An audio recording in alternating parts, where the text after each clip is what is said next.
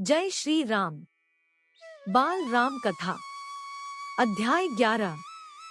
लंका विजय। लंका कूच की तैयारियां रात भर चलती रहीं। सभी तत्पर, सभी उद्यत। सुबह कूच से पहले सुग्रीव ने वानरों को संबोधित किया। युद्ध के बारे में कहा, युद्ध भयानक होगा। इसमें केवल वही सैनिक जाएंगे जो शारीरिक और मानसिक रूप से स्वस्थ हो। जो दुर्बल है यही रुक जाए। वानर सेना को युद्ध के नियम बताए गए। रक्षा और आक्रमण के तरीके। सेना किष्किंधा से दहाड़ती गरजती किलकारियां भरती रवाना हुई। राम, लक्ष्मण और सुग्रीव की जयकार से आकाश गूंज उठा। लाखों वानर थे, चारों ओर कोलाहल। वे पेड़ों पहाड़ों को रौंदते चले जा रहे थे। इसका नेतृत्व नल कर रहे थे। सुग्रीव के सेनापति जामवंत और हनुमान सबसे पीछे थे। यह सेना की रणनीति का हिस्सा था। दिन रात चलकर सेना ने महेंद्र पर्वत पर डेरा डाला। वही पर्वत जहां से हनुमान ने छलांग लगाई थी। समुद्र निकट ही था। पर्वत पर सेना का ध्वज लगाया गया। तंबू लगे, पताकाएं हवा में लहरा रही थी। उधर लंका में खलबली मची हुई थी। राक्षसों में बेचैनी थी। उनके मन में डर बैठ गया था, राम की शक्ति को लेकर। जिसका दूत लंका में आग लगा सकता है, वह स्वयं कितना शक्तिशाली होगा। नगर में चर्चा का विषय यही था। लेकिन रावण इससे अनभी था। उसे कौन बताता? किसी में इतना साहस नहीं था।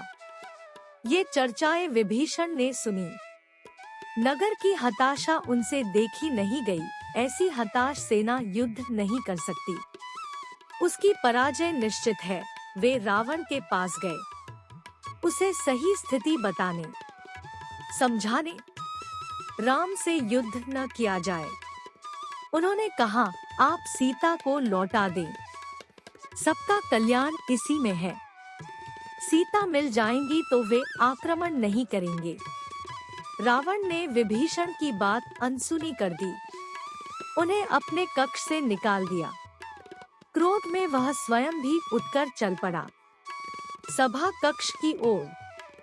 उसे राम के समुद्र तट पर पहुंचने का समाचार मिल चुका था। सैनिकों ने राम की सेना की पताकाएं दूर से देख ली थी। विभीषण रावण के पीछे चलते रहे, बोलते रहे, सीता आपके गले में बंधा सांप है, वह आपको डस लेगा। इसे छोटी बात मत समझिए लंकाधिराज। ये संकेत महाविनाश के हैं। मैं अब भी कहता हूँ, सीता को लौटा दीजिए, लंका बच जाएगी। तुम मेरे भाई नहीं, शत्रु हो। मेरे शत्रु के शुभचिंतक हो। रावण का क्रोध भड़क उठा। निकल जाओ यहाँ से, मुझे तुम्हारा साथ नहीं चाहिए। रावण सभागार की ओर मुड़ गया। विभीषण पीछे। दोनों के रास्ते अलग हो गए। विभीषण उसी रात लंका से निकल गए, 4 सहायकों के साथ। उन्होंने राम के पास जाना ठीक समझा। समुद्र पार राम के शिविर में अचानक खलबली मची। एक वानर चिल्लाकर सबको सावधान कर रहा था, हमारे शिविर में राक्षस आ गए हैं। विभीषण कुछ दूर खड़े थे। वानरों ने उन्हें सुग्रीव के सामने पेश किया। वानर राज, मैं लंका के राजा रावण का छोटा भाई हूँ। मैं राम की शरण में आया हूँ। आप मुझे उनके पास पहुँचा दें। विभीषण के चेहरे पर डर नहीं था, विश्वास था। शब्दों में षड्यंत्र नहीं था, कातरता थी, याचना थी। सुग्रीव को उनकी बात पर फिर भी भरोसा नहीं हुआ। मेरा नाम विभीषण है। रावण ने मुझे लंका से निकाल दिया। मैंने उससे सीता को लौटाने की बात कही थी। क्रोध और अहंकार में चूर रावण ने मुझे सभा में अपमानित किया। मैं प्राण बचाकर आया हूँ, एक बार राम से मिलवा दे, मैं उनसे कुछ कहना चाहता हूँ। सुग्रीव राम के पास गए। मन में शंका अब भी थी। अंगद भी उसे संदेह की दृष्टि से देख रहे थे। राम ने बात सुनी और कहा, हमें विभीषण को स्वीकार करना चाहिए। मैं शरण में आए व्यक्ति को कभी निराश नहीं करता, यह मेरी नीति है। विभीषण को आदर से अंदर लाइए। विभीषण राम के पास पहुँचे। राम ने उनका सत्कार किया, लंका का समाचार पूछा। जल्दी ही विभीषण राम के विश्वास पात्र बन गए। उन्होंने लंका की बहुत सी जानकारी राम को दी। रावण और उसके योद्धाओं की शक्ति के बारे में बताया। कहा, रावण पर विजय प्राप्त करने के लिए बल और बुद्धि दोनों की आवश्यकता है। विभीषण, तुम चिंता मत करो, राक्षस मारे जाएंगे। लंका की राजगद्दी तुम्हारी होगी, भविष्य तुम्हारा है, राम ने कहा। राम की सेना के सामने एक बड़ी चुनौती थी, समुद्र। उसे कैसे पार करें? राम ने समुद्र से विनती की। 3 दिन बैठे रहे कि समुद्र रास्ता दे दे। वह नहीं माना तो राम को क्रोध आ गया। राम का क्रोध देखते हुए समुद्र ने उन्हें सलाह दी, आपकी सेना में नल नाम का एक वानर है, वह पुल बना सकता है, उससे वानर सेना पार उतर जाएगी। नल ने अगले ही दिन काम प्रारंभ कर दिया। पुल बनने लगा। वानर कंकड़, पत्थर, शिलाएं लाते रहे। नल पुल बनाते रहे। 5 दिन में पुल तैयार हो गया। समुद्र को 2 टुकड़ों में बांटता हुआ, उसका घमंड चूर करता हुआ, सबसे पहले विभीषण पुल से उस पार गए। पीछे पीछे वानर सेना। सेना का अगला शिविर दूसरे तट पर बना। असंभव! रावण क्रोध से चीख उठा। समुद्र पर पुल कैसे बन सकता है? इस समाचार से रावण को विस्मय हुआ, भय भी। लेकिन उसने जो मन में ठान लिया था उससे डिगा नहीं। उसने आदेश दिया, सेना तैयार की जाए, युद्ध का समय आ पहुंचा है। अब दोनों सेनाएं समुद्र के एक ही ओर थी। उनका आमना सामना होना शेष था। आक्रमण की तैयारी थी, रणनीति बन चुकी थी। पहले आक्रमण की योजनाओं को अंतिम रूप दिया जा रहा था। राम ने अपनी सेना को 4 भागों में विभक्त कर दिया। लंका के 4 द्वार थे, चौतरफा आक्रमण होना था। हर टुकड़ी को एक द्वार सौंपा गया। राम ने पर्वत शिखर पर चढ़कर स्वयं लंका का निरीक्षण किया। लंका के वैभव से वे भी चकित थे। उन्होंने लक्ष्मण को बताया। सूर्योदय होते ही राम ने आदेश दिया, लंका को चारों ओर से घेर लिया जाए। वानर सेना जयकार करती चल पड़ी। इस बीच राम ने अंगद को बुलाया। कहा, तुम लंका जाओ, मेरे दूत बनकर सुलह का अंतिम प्रयास करो, ताकि युद्ध टल जाए। रावण से कहो कि सीता को लौटा दे, अन्यथा उसका अंत होगा। अंगद ने ऐसा ही किया, पर रावण नहीं माना। राम का संदेश सुनकर रावण क्रोधित हुआ। कुछ राक्षसों ने उन पर आक्रमण किया। अंगद वहां से बचकर राम के पास पहुंचे। कहा, रावण को कोई पश्चाताप नहीं है, वह हमारे साथ सुलह के लिए तैयार नहीं है, युद्ध चाहता है। अब युद्ध ही एकमात्र विकल्प है। वानर युद्ध के लिए तैयार थे, राम के आदेश की प्रतीक्षा में थे। आदेश मिलते ही उन्होंने लंका पर चढ़ाई कर दी। उधर रावण के आदेश पर उसकी सेना निकल पड़ी। राक्षस उतावले थे, चीत्कार कर रहे थे। रावण के जयघोष से लगा कि आसमान फट जाएगा। वे दौड़े और वानर सेना पर टूट पड़े। भयानक युद्ध हुआ। हर ओर दहला देने वाला शोर, हाथियों की चिंगार, घोड़ों की हिनहिनाहट, रथों की सरसराहट, कोलाहल। रथ हवा से बातें कर रहे थे, तलवारें खिंच गई थी, बाणों से आसमान भर गया था, भाले उड़ रहे थे। दोनों ओर के कई वीर मारे गए। रावण के अनेक पराक्रमी राक्षस ढेर हो गए। धरती लाल हो गई थी। क्षतविक्षत शव बिखरे थे। कराहते घायलों की ओर किसी का ध्यान नहीं था। शाम होने को थी। मेघनाद ने राक्षस सेना को पीछे हटते देखा। उसने अपने सैनिकों को ललकारा, आगे बढ़ो, हम विजय के करीब हैं। मेघनाद ने सेना का नेतृत्व संभाल लिया। राक्षस उत्साह से आगे बढ़े। मेघनाद की दृष्टि राम लक्ष्मण पर थी। वह छिपकर युद्ध करता था, मायावी था, किसी को दिखाई नहीं पड़ता था। उसके बाण राम और लक्ष्मण को लगे। दोनों वहीं मूर्छित होकर गिर पड़े। मेघनाद ने समझा काम हो गया। उसने दोनों भाइयों को मृत समझ लिया। वह मैदान छोड़कर महल की ओर दौड़ा, रावण को इसकी सूचना देने। रणक्षेत्र में वानर राम लक्ष्मण के पास एकत्र हो गए। वे चिंतित थे, अशुभ की आशंका से। विभीषण ने दोनों का उपचार कराया। उनकी मूर्छा टूटी। वे खड़े हुए तो वानर दल हर्षध्वनि करने लगा। अगले दिन युद्ध के लिए तैयार। रावण की सेना के महाबली एक एक कर मारे जा रहे थे। धूम्राक्ष मारा गया। वज्रदृष्ट धरती पर गिर पड़ा। अकंपन कुचल कर मर गया। प्रहस्त को नील ने ध्वस्त कर दिया। रावण को इसकी सूचनाएं मिलती रही। वह घबरा गया। वह हड़बड़ा कर उठा और स्वयं कमान संभाल ली। पहली मुठभेड़ में वह लक्ष्मण पर भारी पड़ा, लेकिन राम के बाणों ने उसका मुकुट धरती पर गिरा दिया। वह लज्जित होकर लौट गया।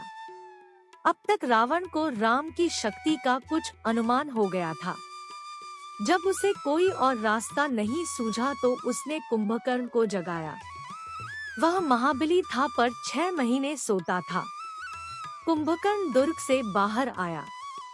उसे देखते ही वानर सेना में खलबली मच गई। वे उसे रोकने में अक्षम थे। उसने हनुमान और अंगद को घायल कर दिया। लक्ष्मण यह युद्ध देख रहे थे। उन्होंने राम की ओर देखा। फिर दोनों भाइयों ने बाणों की वर्षा कर उसे मार दिया। कुंभकर्ण रणभूमि के अंक में सो गया, सदा के लिए। रावण निराश हो गया। कुंभकर्ण पर उसे गर्व था। वह उसे अपना दाहिना हाथ मानता था। उसे लगा कि अब लंका में वीर नहीं है। वह अनाथ हो गई। मेघनाद ने रावण को सहारा दिया। मेरे रहते आप क्यों चिंता करते हैं? मुझे युद्ध की अनुमति दें।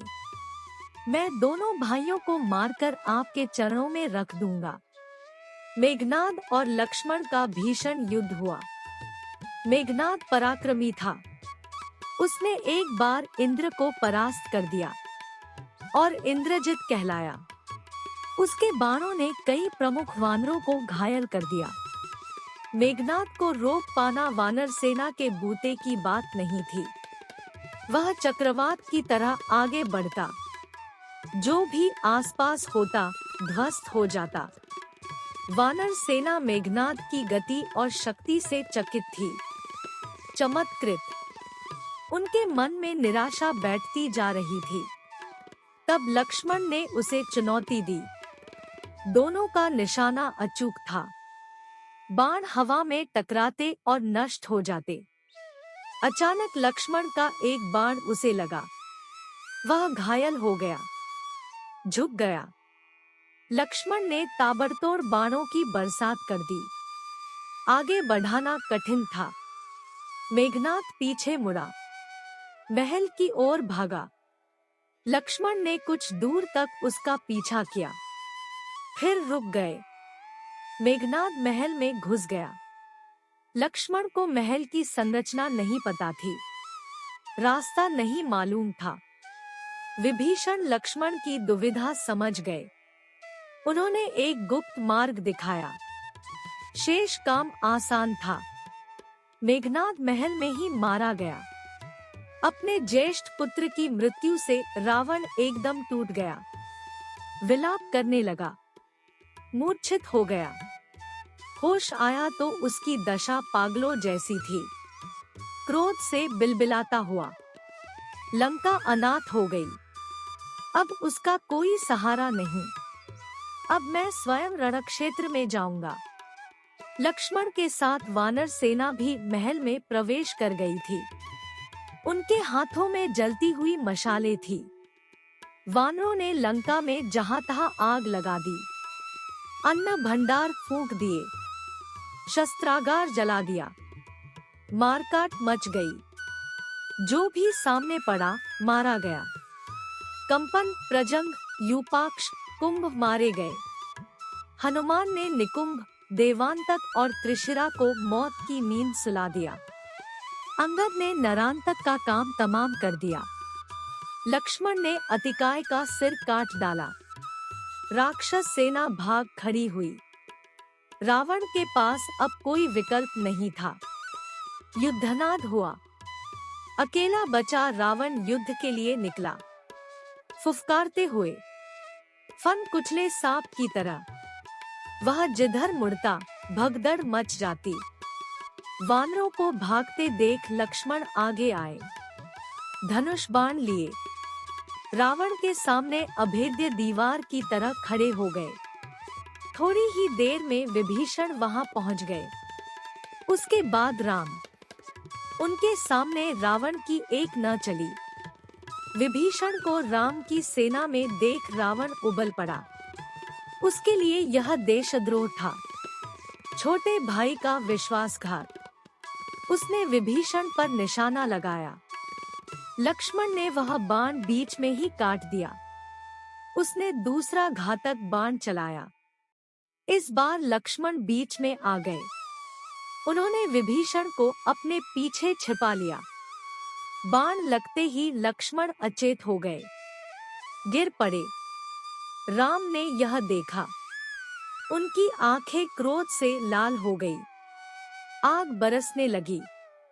उन्होंने लक्ष्मण को सुग्रीव की निगरानी में छोड़ा और रावण को चुनौती दी। कहा, रावण, काल तुझे मेरे सामने ले आया है। आज अन्याय पर न्याय की विजय होगी। तेरा अंत निश्चित है।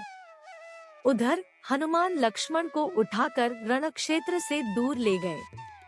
वैद्य सुषेण को बुलाया। हनुमान संजीवनी बूटी लाए। चिकित्सा शुरू हुई। धीरे धीरे रक्त का रिसाव बंद हो गया, घाव भर गया। संजीवनी का प्रभाव चमत्कारी था। सुग्रीव ने लक्ष्मण के स्वस्थ होने की सूचना राम तक पहुंचाई। वह सिंह की भांति रावण पर टूट पड़े।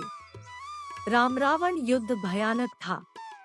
शस्त्रों की गति से कंपा देने वाली ध्वनियां निकल रही थी। हवा थम गई थी। सूरज बादलों के पीछे छिप गया था।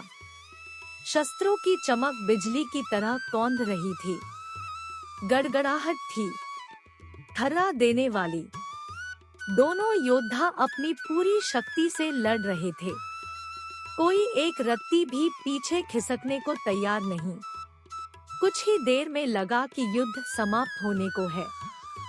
दोनों पक्ष के योद्धा हाथ बांधकर खड़े हो गए। छोटे छोटे युद्ध थम गए। सबकी नजरें राम और रावण पर थी। सबकी आंखें फटी रह गई, पलकें झुकना भूल गई। उन्होंने ऐसा युद्ध पहले कभी नहीं देखा था। लेकिन महासंग्राम समाप्त नहीं हुआ था। रावण का एक बाण राम को लगा। उनके रथ की ध्वजा कटकर गिर पड़ी। राम ने प्रहार किया। बाण रावण के मस्तक में लगा। रक्त की धारा बह निकली। बीच में युद्ध कुछ पल के लिए रुका। रावण अपने महल चला गया, घोड़े और रथ बदलने। राम को इसकी आवश्यकता नहीं पड़ी। युद्ध फिर शुरू हुआ। अब उनके रथ एक दूसरे के सामने थे। योद्धा आंखों में आंखें डालकर देख सकते थे। घोड़ों के मुंह मिल गए थे। राम के बाणों ने रावण के रथ का मुंह मोड़ दिया। यह पराजय का संकेत था। रावण हिम्मत हारने लगा।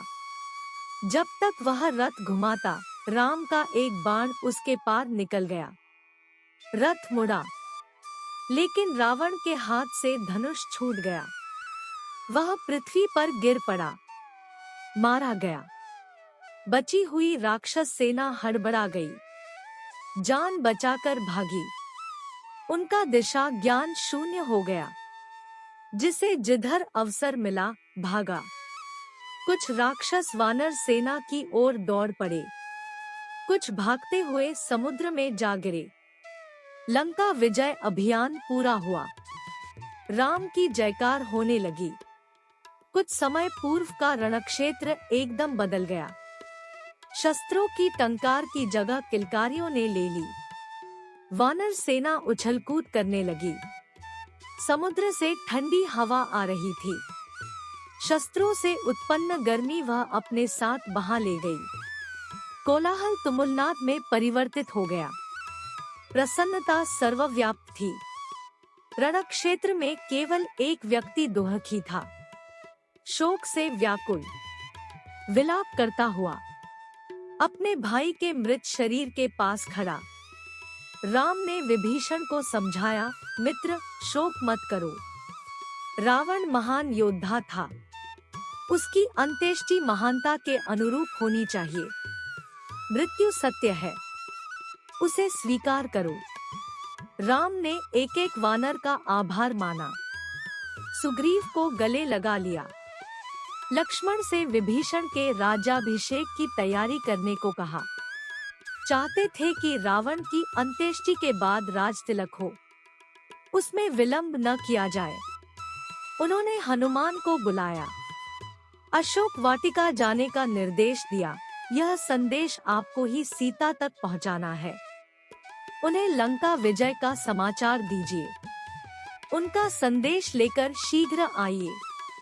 विभीषण के अंत्येष्टि से लौटने तक उनके राज्याभिषेक की तैयारी हो चुकी थी। लक्ष्मण राजमहल पहुंच गए थे।